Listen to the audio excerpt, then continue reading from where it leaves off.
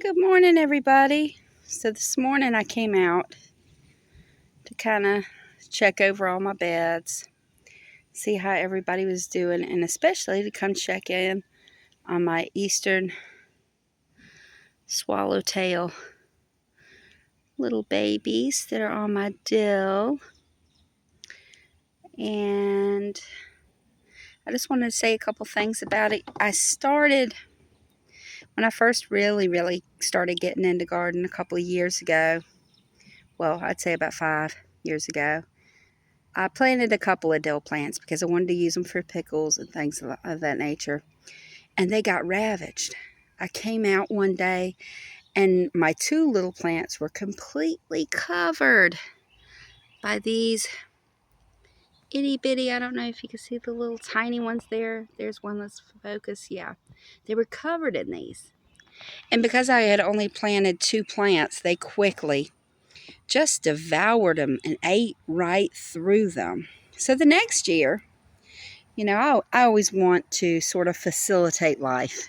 And I felt bad that they had ran through them and kind of ran out of food. And I felt like that, they weren't getting to the point where they could pupate. I felt like I had given them something to get them started, but not quite enough. So the next year I planted, I want to say about 5 or 6 plants. And the same thing happened. They ate them all up. They get to this larger stage like that one right there, and they just really get ravenous. So this year I said that's not going to happen to me this year. This year I'm really going to plant it. So this year I really planted heavy. I filled this refrigerator bed. I take old refrigerators and I lay them on their back, and I make raised garden beds out of them. I seeded this thing really heavy. I just poured the seed in. I threw plant spacing out the window because I wanted to have, I don't have a lot of these beds. I think I have 18.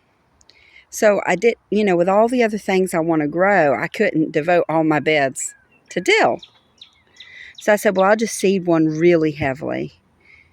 And I did have a little bit of error this year because knowing that the plants were spaced so close together, I thought, well, I've really got to fertilize these. And unfortunately, if you can tell from all that yellowing down around the bottom and then in the middle, I over fertilized and kind of set the plants back a little bit. Now they're going to recover. I've already seen a lot of recovery in them since then, and I'm sure now this year I'm going to have enough dill. But let's take a look. Some of these little fellas are just gigantic. That one there, I think, is probably really getting close to pupating. And there's some more over there.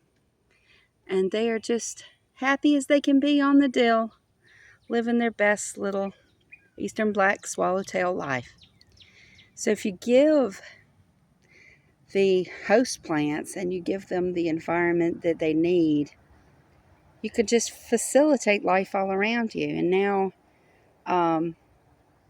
because I've been planting year after year, I see the mature swallowtails come and lay their eggs, and I see them all over my yard, and it just makes me so happy.